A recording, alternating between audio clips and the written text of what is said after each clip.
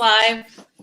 And we're live. Hey, everybody. Good evening. Good evening. Good evening. We'll give it a second. I'm sure y'all know that this is the way it is. My dogs knew it was time to go to live and thought they'd start barking all of a sudden.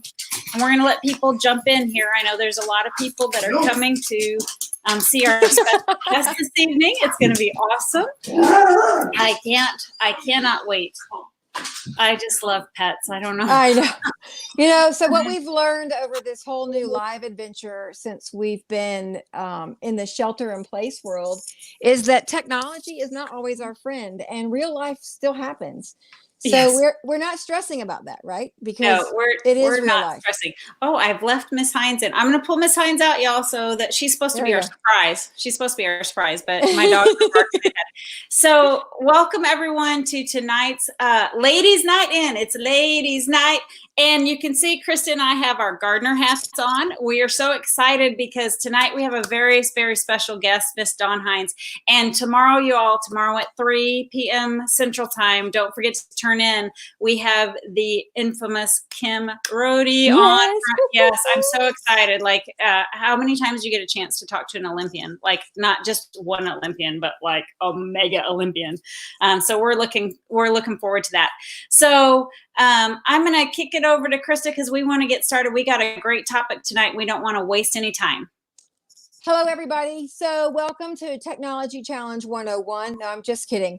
We're actually going to talk about gardening and 50 Shades of Green. You'll understand what that means soon. Let's talk a little bit about last Tuesday. We had Ladies Night In with Liz Lazarus. And if you'll remember, we were naming a puppy. And the goal was that the puppy name that had the most likes or clicks or hearts, that would be the winner of Liz's book. So I need you guys to go back out and look back at the puppy names from last Tuesday. We need people to sort of like and click and choose those names so we know what the puppy's name will be. If y'all missed it, I named her Chai Latte because she looks like a chai latte.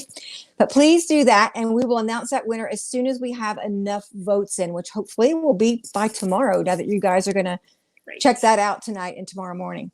So thank you. I'm going to bring Miss Dawn Hines in. Now, we are so lucky. So not very often do we get a master gardener. And I've got a lot of questions. I've already been like in this pre-screening asking a million questions. And so, Krista, would you like to introduce this very special guest? Hello, Miss Hines. Hello. Hi, Miss. Okay, Mom. Hi, Mom.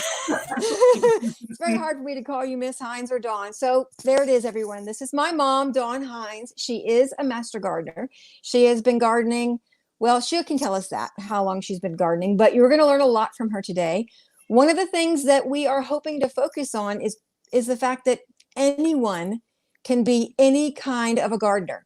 Right? It doesn't have to be, you have to have a green thumb or you've got 50 acres of property and you're farming your own food. It can be as simple as living in a condominium in a high rise, and she'll give us some clues on how you can be a gardener there too. So Dawn, AKA Mom, why don't you tell us first how you got involved in gardening? I guess I was lucky because at the age of 5, I was able to spend my summers with my maternal grandmother, who had her own mail order plant nursery in Tallahassee, Florida. And so we spent the entire summer with her. And she was the perfect grandma. She didn't care where we were or what we did as long as we showed up for lunch and supper. And she had 5 acres of gardens. And the gardens, we weren't allowed to go into the flower gardens, but we could play on the grassy path that separated the gardens. So you can do a lot, make-believe, in gardens. Tarzan, we played King and Queen of the Jungle. We did all kinds of fun things because 5 acres is a lot of territory to cover. Now, she mailed her nursery plants. So I have to say something about that, right? Because that was when you were a little girl. But when I was a little girl, she was still doing the same thing. Yeah. I did not know that people actually bought flower pots to plant flowers in. I thought Maxwell House coffee cans were how you planted every plant when you were growing Right, seedlings. because she didn't throw anything away. She's the first recycler person I ever met. She used every can. She used every jar. She had a compost heap. She burned the paper. The only thing she couldn't figure out how to decompose was our grandfather's cigarette butts. Ooh. She kept them in a large jar to be just, I don't know what happened to them, but they were there. And so we learned how to recycle. She didn't throw anything away, and she loved making new plants. And my grandfather built her a square wooden box with sand in it. It must have been about 3 or 4 feet tall. She was very short. And of course, I was very short too. It had a mister. And if you were in Florida in the summer with no air conditioning, it's hot. So under this big oak tree was this wooden box with a mist. You could just stand there. It was so cooling. But those were great, fun things. I learned how to arrange flowers. That's not something I like to do. But she was so proud when we won a ribbon at the flower show. And so we spent lots of time playing with plants, learning about plants. That was my maternal grandmother, but our father loved birds. So I got the bird loving from him, but she loved all critters too. And one time we were visiting when I was older, and my father was eating cornbread that she had made. And he said, "That was really good cornbread." And she said, "Oh, that was the cornmeal that had the weevils in it." Ew. I was making the cornbread so I could feed the birds. But anyway, nonetheless, that's the kind of life I had. When I went to college, she sent me off with houseplants to decorate the room. Well, we poured orange juice in them and Coke and anything we could think of because we didn't have a sink in our dorm room. But for some reason, those plants survived. I can still remember that one. As a young mother, I couldn't go anywhere. I had 2 small kids. I had a greenhouse that we built, and I was able to keep plants over winter. And I may tell you that greenhouses are the hardest thing in the world to maintain. You have to keep them cool in the summer, and you have to keep them warm enough in the winter. So that part didn't last long. I have lucky because we've had different homes. The home before this one, which was 3 years ago, in 2004, I entered a contest, and with a famous Georgia personality called Walter Reeves, and you won a garden makeover. And 4 homes in Atlanta were chosen, and I was one of them. So my whole family, Krista and her children and all my children came, and we were a part of a reality TV show of redoing the foundation planting of our home. I can tell you that reality TV shows are not real. Okay, this is a reality TV show. What are you talking about? We're going live. This is a Well, Miss Hines, you know what I'm thinking is I can't wait for this to be over because I'm going to Google it because I can't wait to see Krista on reality TV. No. We have some ladies that say they've just started gardening this year. So as we think about people that are kind of tied in, what is some of your advice that you can give them? Or did you have more to your story? I'm sorry, I jumped a little. No, that's okay. I was just going to say, my grandmother, Walter Reeves, and I became a master gardener in 2005. There are master gardeners in all of the 50 states. So anybody who's new at gardening can contact their county extension office and ask all kinds of questions. A lot of that is not done by phone anymore, mostly by email. And as master gardeners, we have to answer the phone and the emails, and we have to work on projects. Our job is to teach you how to deal with plants, whatever you like. I don't grow vegetable plants. I found it very expensive to raise tomatoes when I could go to the market on the corner and buy them a lot cheaper and better. But a lot of people love vegetable gardening. I think of every garden as a new canvas, and you don't have to do a lot. I've lived in apartments where all I had was a little tiny deck on the second floor, which was covered in plants. You can go to the grocery store if you're allowed to in your state. I don't know, but pick out orchids with little tiny buds that haven't opened. They will bloom for 2 or 3 months. And you don't have to do anything but just give them water occasionally. And you don't have to have a green thumb. You can have a brown thumb. Krista had a wonderful brown thumb garden at her other house. She was never there. It was nothing more than a trellis painted white with blue bottles like the ones at the top of her shelf up there, upside down on. And that was her brown thumb gardening. It didn't require anybody to plant any plants. So you can do terrariums inside. I have my own Facebook page.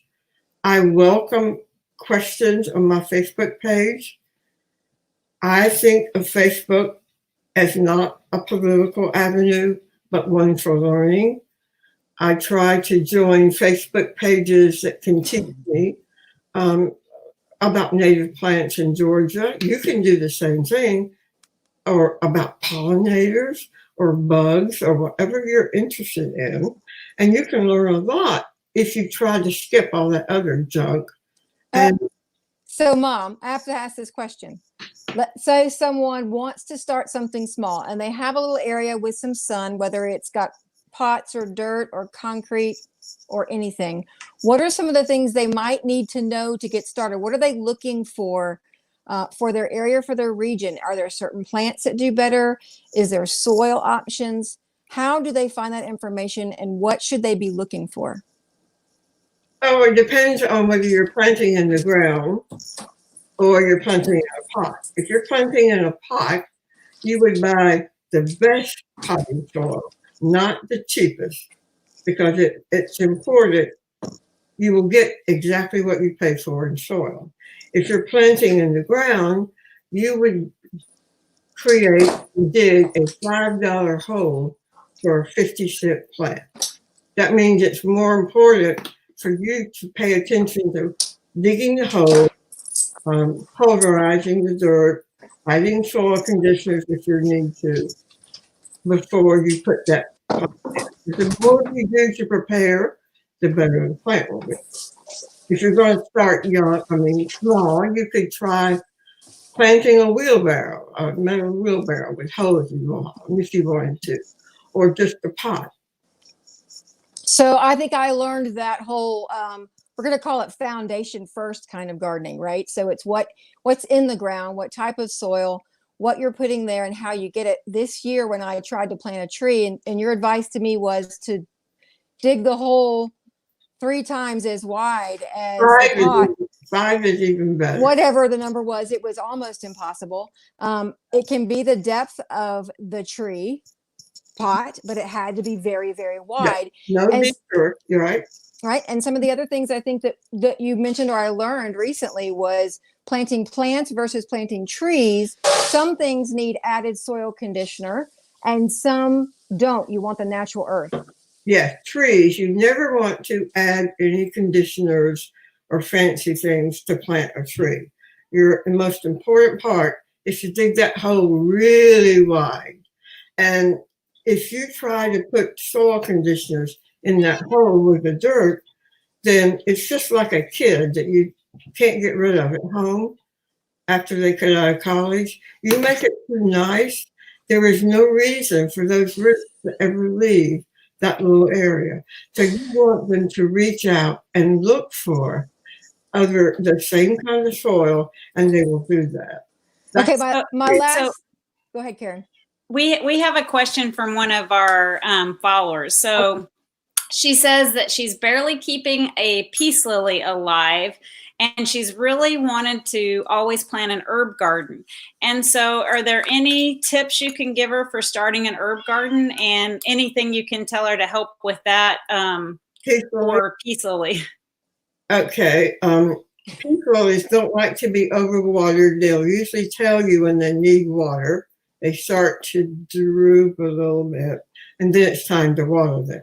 But I learned also at a very young age that it's okay to throw a plant away. If it doesn't do well and you're not happy with it, it's okay to let it die. And usually that means a new opportunity for a new plant in my book. But the answer to the question was... We're talking about the peace lily. Yeah. And the herb garden. She wants to start an herb garden. I got caught up in the peace lily. The herb garden, my mother was blind, and we planted her an herb garden every year on her patio area.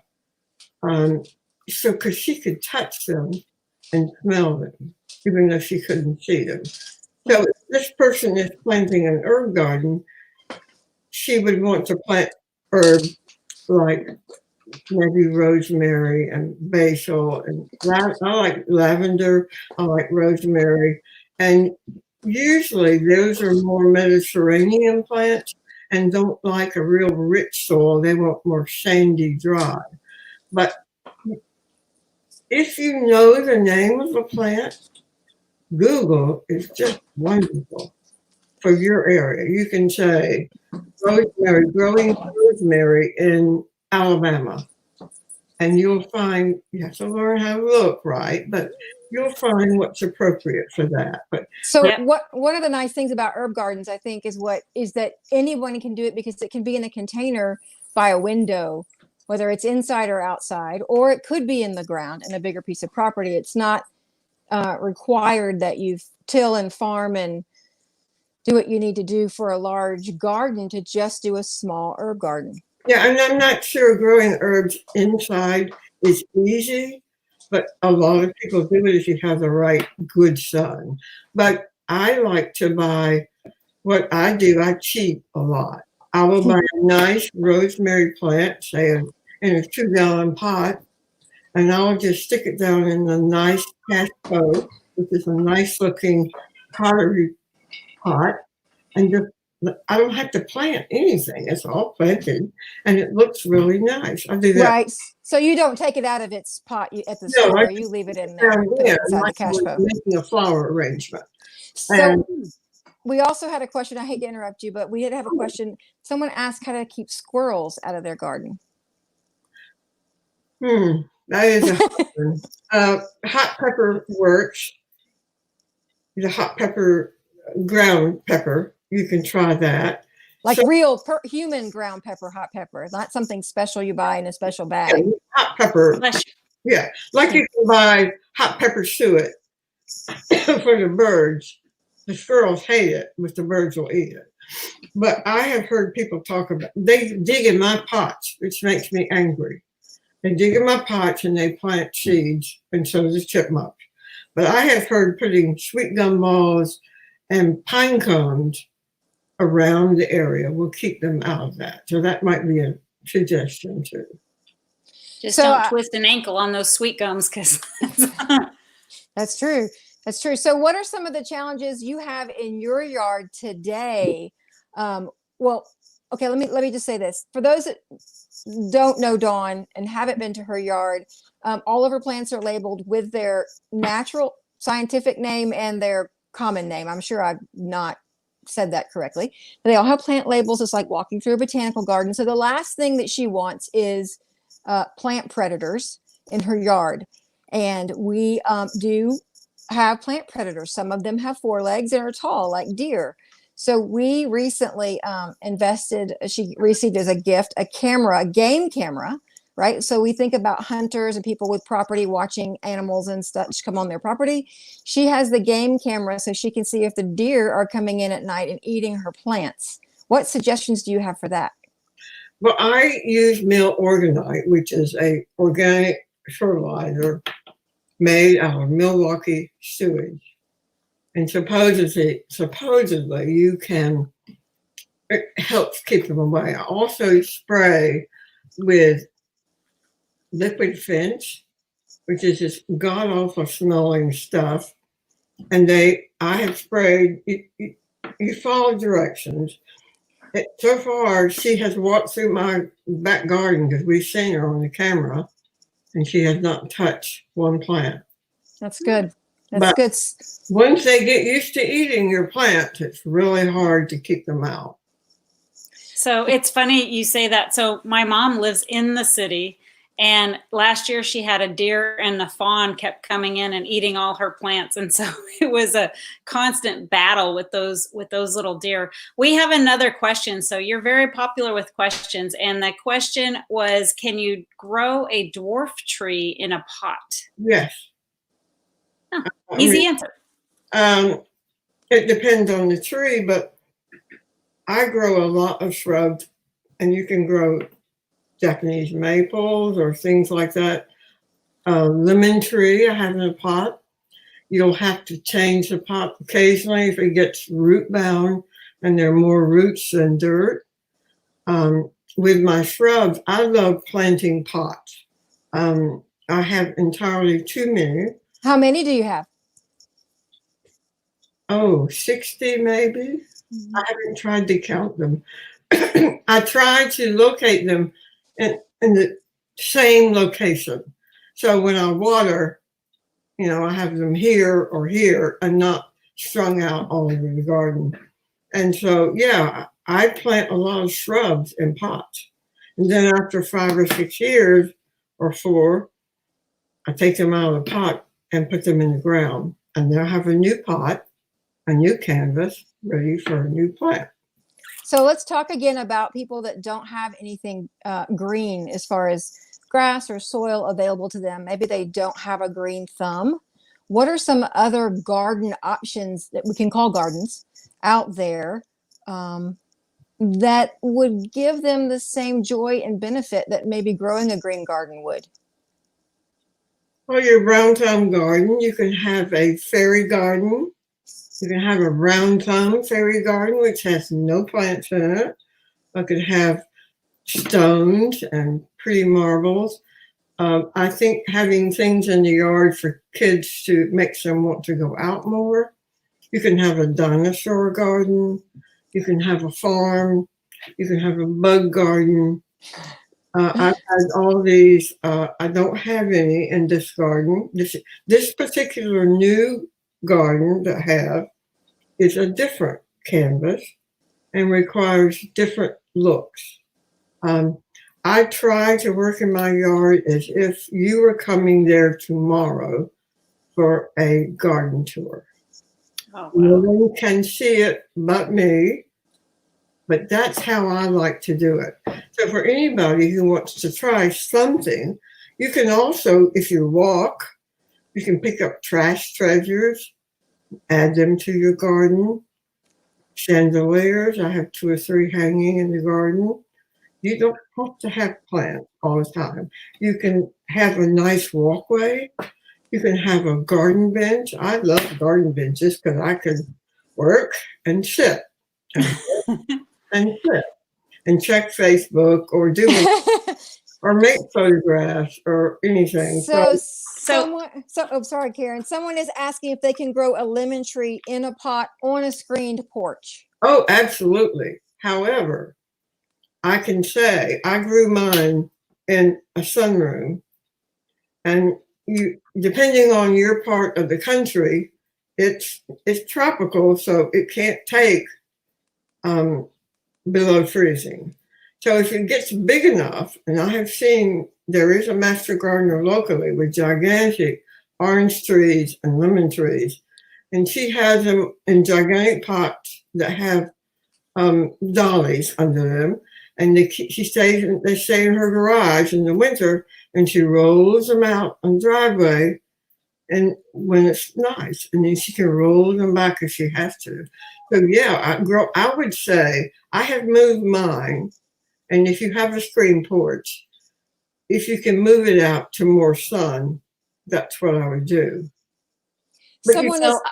Go ahead, Karen. Go, Karen. Well, I have a little question because I think you were gonna miss about talking about the fairy gardens, but most people know that I had my grandson here with me when we first came, and I let him plant these. So this is his catastrophe, or I would say catastrophe.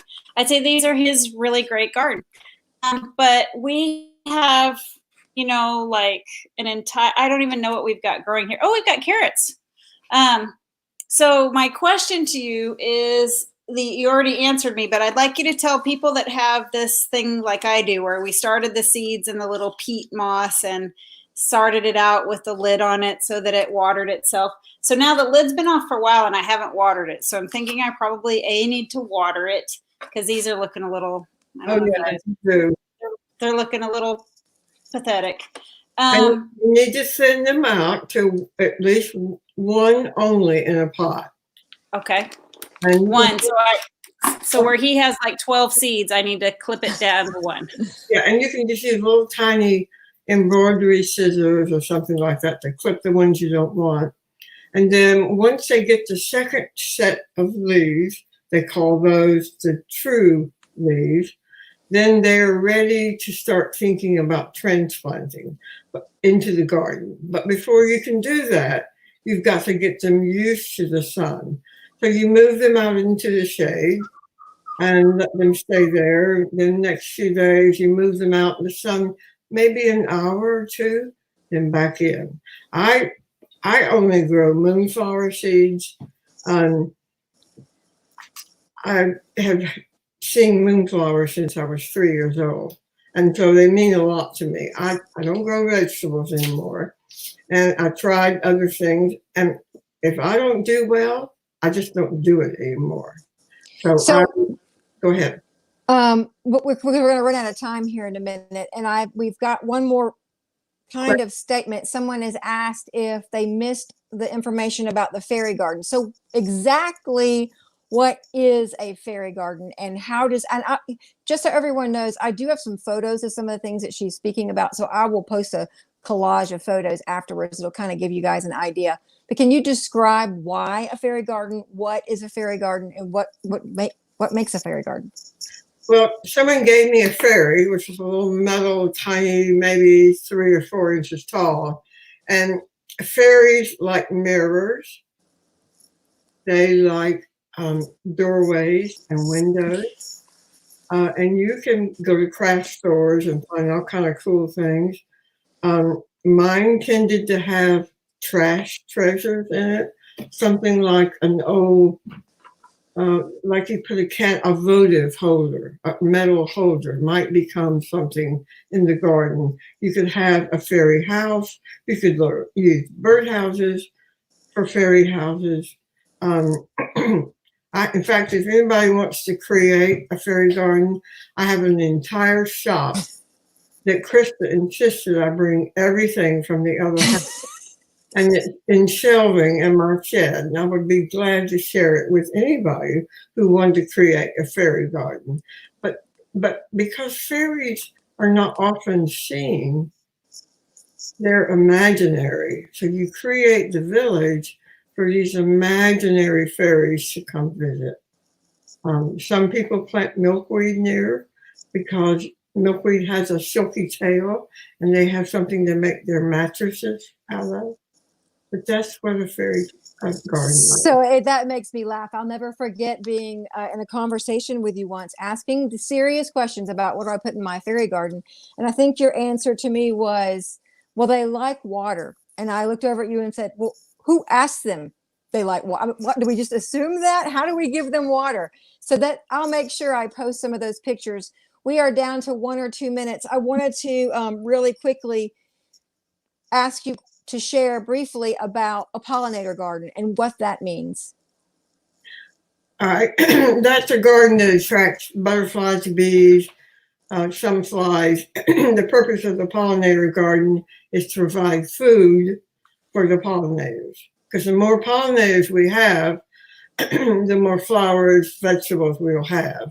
And so you can look up, am very careful about using no insecticides in my garden because I don't want to kill any bugs or any critters. I have two granddaughters who are definitely afraid of bees, and my fear is they will cause that fear to go down to their children because bees are good.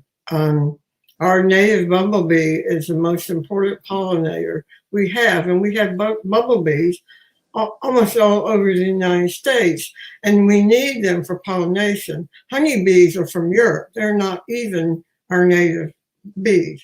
So I think in Georgia we have about 500 native bees, different kinds. Some go in the ground, some I don't like. I don't like carpenter bees. But they don't pollinate that much anyway, so I don't care. You can follow me on Facebook. I don't mind. I try to use my Facebook for educational purposes. Occasionally I'll throw in fun stuff, but mostly it is about gardens and critters.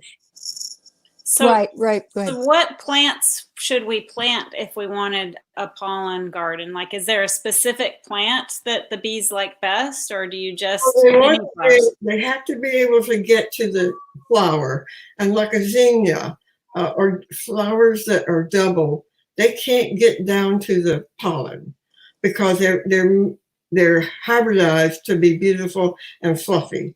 So something with a clear center, like a zinnia with a yellow center, those little yellow centers are all the flowers. The outsides are not the flowers. So you want to attract them by having plants that have pollen that they want. They like some kind of pollen better than others, but just lots of color. Certain butterflies will lay eggs in your garden if you have the right host plants. There's so many. I could go into this for hours, and you don't have hours. But well, we had one of our followers say, "Please stay for another hour," which I think is the nicest compliment that we could ever get. Like, this is past my bedtime time. Okay. Well, I would like to say thank you. I would have been much better, but I hope people come away with just wanting to try one thing. If you could just do one thing in the garden. My loves in the garden have changed over the years. I used to only plant ferns, and then I only did it. Now I do everything, and you're welcome to come to my house anytime. Well, you are so sweet. Krista, I'm gonna let you have the last word, okay? I just wanted to say to everyone, thank you so much. Ms. Hines, thank you so much for coming on. You have really provided conversation tonight that is what everybody needs to hear right now. Just normal talk about gardening, and your passion for it comes through, and your voice. I could listen to you all night myself. You have just such a beautiful accent, and I really, really appreciate you taking time past your bedtime or getting close to past your bedtime. I think we should have. It's my downtime. Okay. Oh, your downtime. We should have had early at 5:30 in the morning. Eastern time, I'm awake, but now I'm ready to turn it off. So. Yes, you're a little like your daughter. I think that I think we could have maybe had some mint juleps for our ladies' night out or something like that. We should have really been toasting it up with some great garden beverage. But I really appreciate your time, and I can tell by our comments that everybody else loved you as well. So I wish you all the best and stay safe. And I will get out to your home someday. I've got to see this garden. And with that, Krista, I'll turn it over to you to say goodnight to everybody. Thank you for joining us, Dawn/Mom, and sharing just a little tiny bit. That was like beyond, that wasn't even the tip of the iceberg, right? It created more thought and conversation in myself about things that are native versus non-native. These are little clues you might want to look at in your local area, because not all of you will be in the South.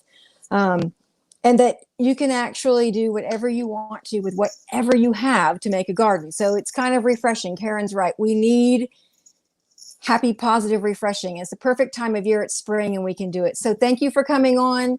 I'll make sure to post pictures from your PowerPoint slideshow.